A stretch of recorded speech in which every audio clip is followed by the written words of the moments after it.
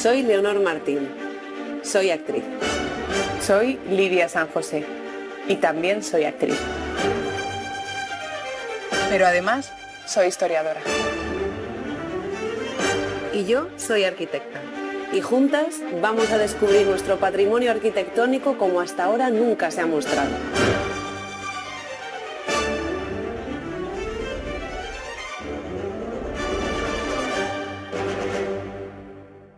Isabel la Católica fue la primera gran reina de Europa.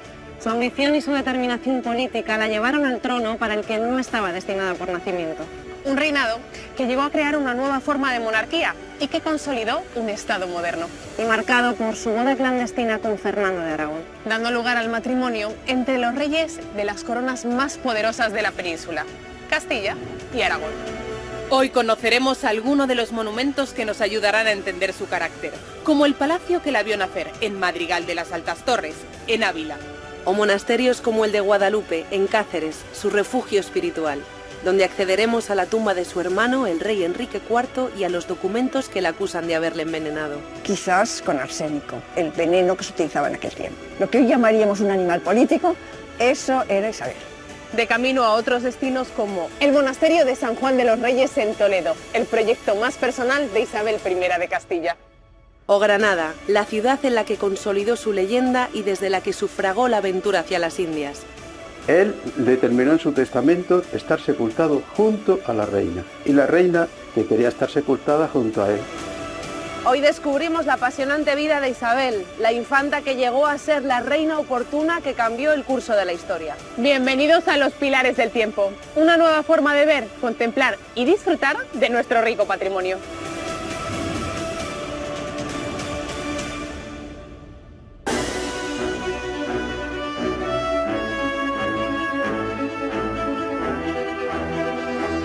Mira, ¿te has dado cuenta que esta fuente tiene forma de copa?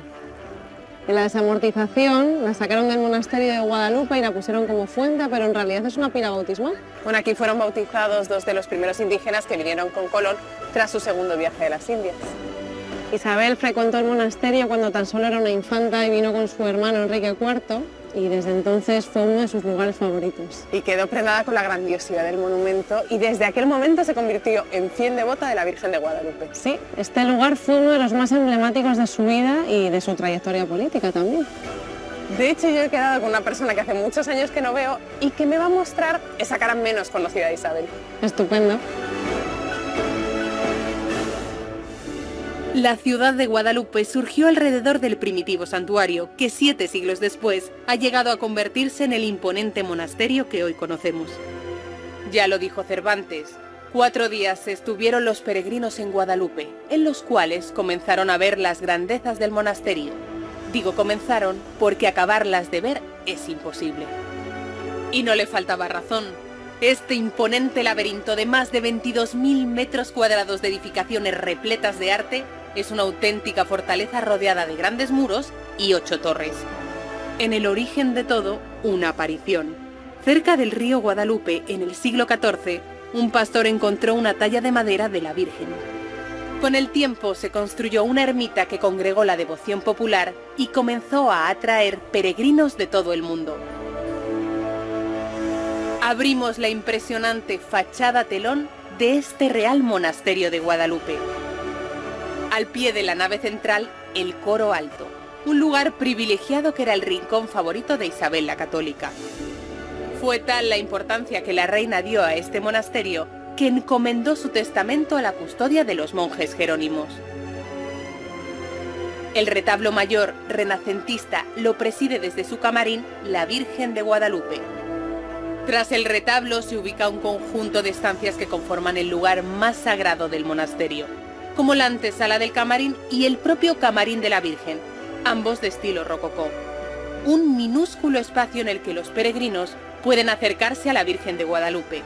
Eso cuando no está presidiendo el altar mayor, pues el mecanismo de un torno permite que la imagen gire. Tomamos perspectiva para apreciar la magnitud de la nave central, donde voy a reencontrarme con alguien a quien no veo hace años. Hola María Jesús, bueno, siempre me hace muchísima ilusión conocer a nuestras expertas, pero es que en esta ocasión eras mi profesora de historia del instituto. Bueno, y yo estoy encantadísima de verte. Bueno, estamos paseando por un lugar por el que seguro paseó Isabel I de Castilla. Este es un monasterio importantísimo. Desde luego, en la época de Isabel era el más importante de los monasterios, no solo del reino de Castilla, sino de todos los reinos peninsulares. Bueno, esto es una reja fantástica y está hecha con el hierro de los grilletes que traían los cautivos redimidos, que venían a darle gracias a la Virgen, y traían los grilletes y los grilletes se colgaban aquí. Uno de los grilletes más famosos es justamente el de Cervantes. ¿Cuándo llega Isabel por primera vez al monasterio? El rey de Portugal, Alfonso V, vino en peregrinaje a la Virgen de Guadalupe. Y entonces quedó con su hermana, que la hermana era Juana de Portugal, la esposa de Enrique IV, y entonces vino con ellos la infanta Isabel. Ella era muy joven, tenía 13 años nada más, y entonces aquí se trató de uno de sus posibles matrimonios. Pero ella quería casarse con Fernando el Católico. Ella todavía no había aparecido Fernando el Católico en ese momento. Primeramente había aparecido otro pretendiente, que es Pedro Girón. Isabel está aterrorizada. Dice, no puedo, no quería casarse. Y empieza a pedir a Dios que pase algo de tal manera que no se pueda casar con él. Y en el viaje de Pedro Girón a la boda, a casarse con Isabel, se muere Pedro Girón. Y entonces ahí tuvo una suerte tremenda. Y luego después está esa otra posibilidad de que se case con Alfonso V, que es lo que posiblemente se trate aquí en Guadalupe, cuando se reúne la familia en la peregrinación que hacen a la Virgen de Guadalupe. ¿Cómo era de personalidad Isabel? Bueno, Isabel es una personalidad extraordinaria, con un fuerte sentimiento del yo. Pero como reina tenemos que decir que era una mujer de gran inteligencia política. Lo que hoy llamaríamos un animal político, eso era Isabel. ¿Cuál es la parte no tan positiva? Hay una parte menos positiva, claro, ahí la cuentan sus enemigos, y la cuenta fundamentalmente su mayor enemiga, que fue la Beltraneja. Juana, Juana, su sobrina Juana, que es la heredera del reino, y que lógicamente deshereda Enrique IV. A la que queda desheredada, como bien sabemos. Bueno, queda desheredada y heredada de nuevo. Es una especie de aspecto complejo en relación con la compleja personalidad que tiene Enrique IV. El monasterio de Guadalupe ha guardado y sigue guardando el secreto de uno de los sucesos más determinantes de la historia de España. Enrique IV murió en 1474 y fue enterrado en Guadalupe, pero nadie conocía el lugar exacto. Su imagen se ubica en uno de los laterales del altar mayor. Casi 5 siglos después, en 1946, por azar, se encontró su momia en una tumba oculta en una pequeña cavidad, que hoy nuestro escáner nos permite ver detrás del retablo. En contadas ocasiones se ha retirado este cuadro del altar mayor, que hoy los franciscanos abren para nosotros. El médico y escritor Gregorio Marañón, junto a un equipo de expertos, estudiaron la momia del monarca para intentar despejar 2 dudas históricas. La primera, si el monarca fue envenenado como sostenía su hija. La segunda duda, y no menos importante, si Enrique IV era el padre biológico de Juana, a la que llamaban la Beltraneja, por la sospecha de que era fruto de la relación adúltera entre la reina y el valido del rey, Beltrán de la Cueva. Marañón no pudo dar una respuesta certera a lo que actualmente, con una prueba de ADN, resolvería un enigma histórico que tarde o temprano se terminará desentrañando. Bueno, y justo aquí detrás del altar mayor se realizó un descubrimiento muy importante. Efectivamente. Bueno, aquí vemos la estatua de Enrique IV y aquí tenemos la de su madre María de Aragón, que debían de estar enterrados aquí. Esto es un gran privilegio poder verlo, efectivamente. Para un medievalista esto es una gozada. Estas partes laterales... Sí, ahora se conserva un poco... Que se conserva, es muy bonito, ¿no?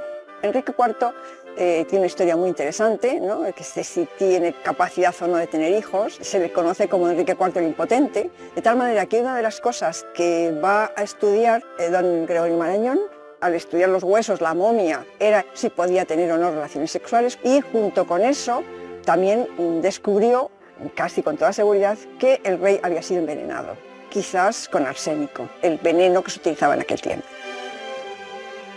Pero quedan más curiosidades Por ejemplo, con respecto a Juana la Beltraneja e Isabel I de Castilla, que me vas a desvelar. Sí, más adelante. El epicentro de este monasterio es el Claustro de los Milagros o Claustro Mudéjar. Es el tesoro mejor guardado de este imponente cenobio. Todo el claustro parece envolver el templete central. Rodeado de plantas y canales de agua, este claustro es el máximo exponente del gótico mudéjar. Un espacio de recogimiento de casi 1.700 metros cuadrados donde se unen arquitectura y naturaleza. Y enmarcando el templete, la doble galería del claustro, de gran vistosidad. Por estos pasillos han paseado y meditado durante más de 7 siglos monarcas y nobles de todas las condiciones. Y por supuesto, Isabel de Castilla. Volamos hacia el norte del conjunto, hasta el claustro gótico, un patio en el que se abren 3 galerías, también llamado de la enfermería, porque albergaba la botica, al igual que el hospital de los monjes y de los peregrinos enfermos que acudían para encomendarse a la Virgen de Guadalupe. Aquí se aplicaban tratamientos médicos pioneros, se llegaron a utilizar los efectos curativos de los hongos, siglos antes del descubrimiento de la penicilina. La entrada del claustro por la hospedería da paso al antiguo refectorio, hoy convertido en el Museo de Bordados. Solo una muestra de la riqueza de Guadalupe, a la que alguien llamó el Pequeño Vaticano.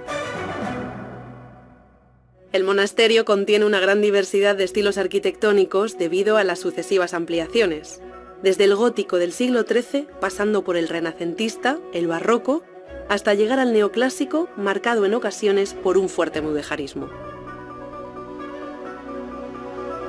José Carlos. Hola. Estamos en el claustro mudéjar del monasterio de Guadalupe, pero más que un monasterio parece que estamos dentro de una fortaleza, ¿no? De un castillo. Así es, porque en realidad este claustro fue construido en el patio de armas de la primitiva alcazaba que hubo en este lugar. Claro, ¿y qué podemos destacar de ese estilo mudéjar en este edificio? Este patio y también el templete mudéjar son la máxima expresión del mudéjar de Guadalupe. Podemos ver en él pues todos los elementos de esta arquitectura, como por ejemplo la construcción con ladrillo aplantillado, estucos y yeserías, azulejos, es decir, todos los elementos constructivos.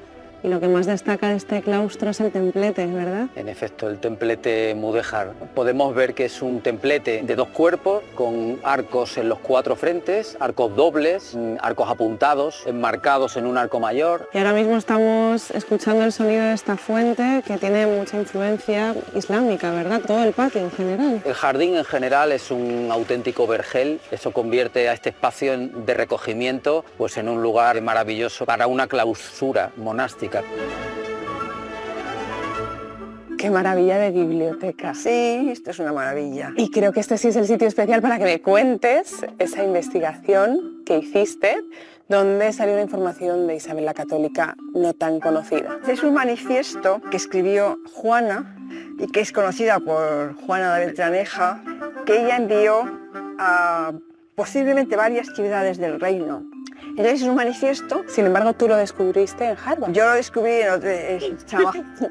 trabajando en una de mis bibliotecas favoritas, ¿no? Que es la Widener Library, pero tiene una parte que es la de manuscritos y demás, que es la Houghton. Y en la Houghton me encontré con un documento del cual lo que puedo leer ahora es simplemente, o que lo puedo utilizar, es simplemente, digamos, la copia Sí. que se ha hecho de él, ¿no? ¿Y qué decía en este documento? Pues en este manifiesto, es un manifiesto que ella hace un llamamiento para que la ayuden a ella como reina legítima, que es, o que ella considera reina legítima del reino.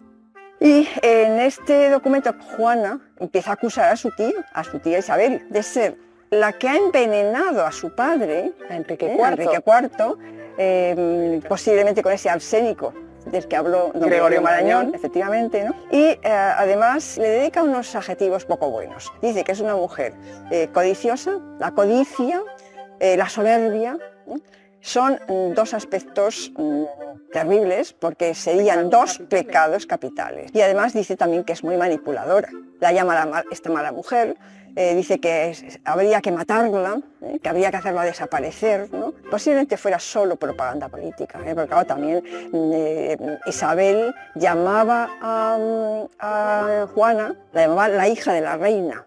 O sea, la hija, porque consideraba que no era hija de Enrique. Entonces, y a veces de manera pues muy despectiva la llamaba la muchacha. La muchacha.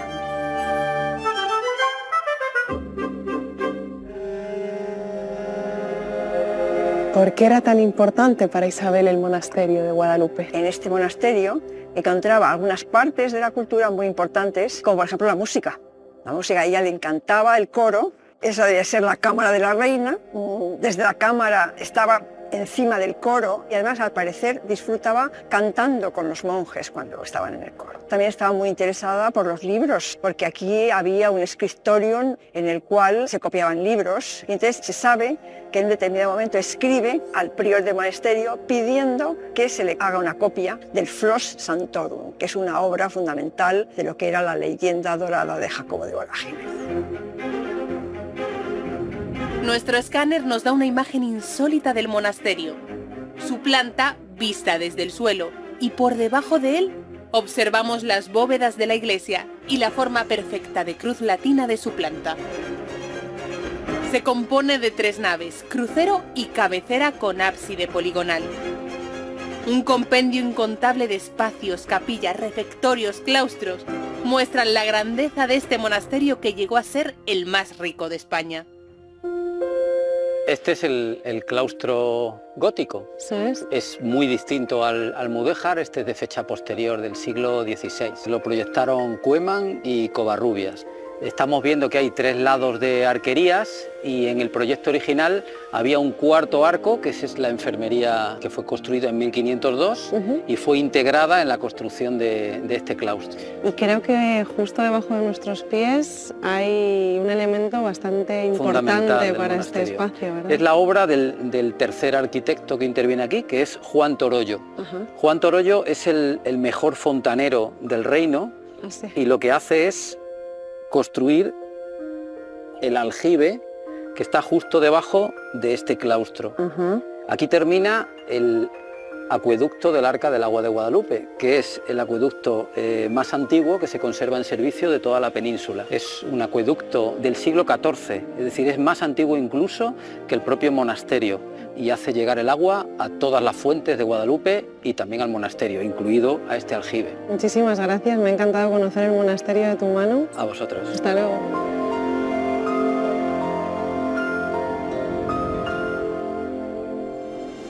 Volamos ahora hacia una de las joyas arquitectónicas y artísticas del monasterio, pero antes pasamos junto al espectacular cimborrio que se alza sobre el crucero.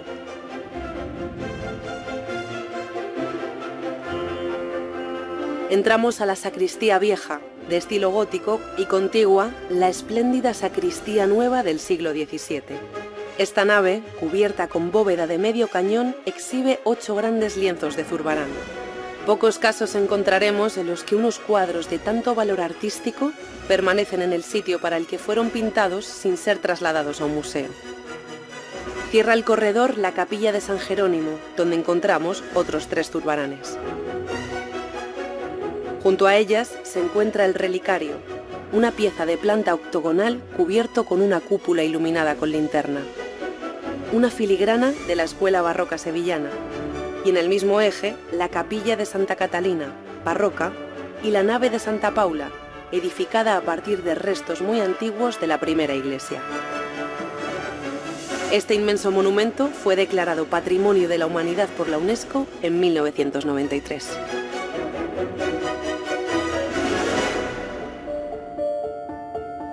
Estamos entrando en la sacristía. ¿Cómo se fragua ese matrimonio entre Isabel y Fernando? Está claro que es una jugada política. Una vez que es nombrada heredera, hay mucho interés en ella. Y el pretendiente que va a llevarse a Isabel va a ser el hijo del rey de Aragón, es decir, de Juan II, que es el gran hacedor de este matrimonio.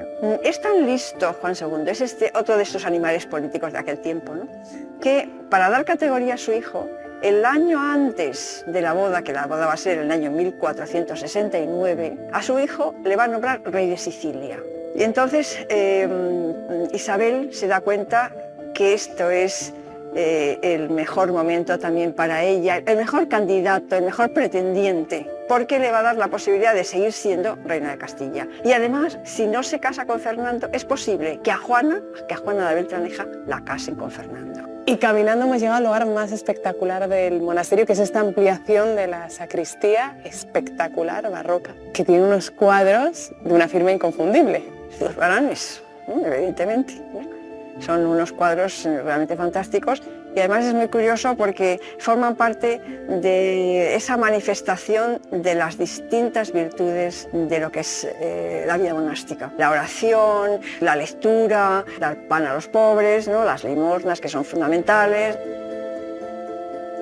Bueno, María Jesús, lo que me ha quedado claro es la importancia que tuvo el monasterio de Guadalupe para Isabel y el valor artístico e histórico que tiene. Bueno, y que sigue siendo una profesora excelente. Muchísimas gracias. Y tú, una alumna de primera clase.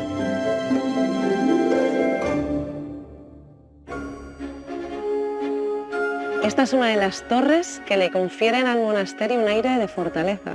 Es que para Isabel de Castilla, Guadalupe era lugar de descanso y parada obligatoria. Bueno, fíjate si era importante para los reyes católicos que cuando tomaron Granada vinieron aquí a darle gracias a la Virgen de Guadalupe. Es que ella era una mujer muy decidida y que tenía una visión muy clara de lo que tenía que ser su futuro. Pues yo creo que si agudizamos un poco la vista sobre el horizonte, tendremos una visión muy clara de nuestra próxima parada. El proyecto más personal de Isabel, el monasterio de San Juan de los Reyes, en Toledo.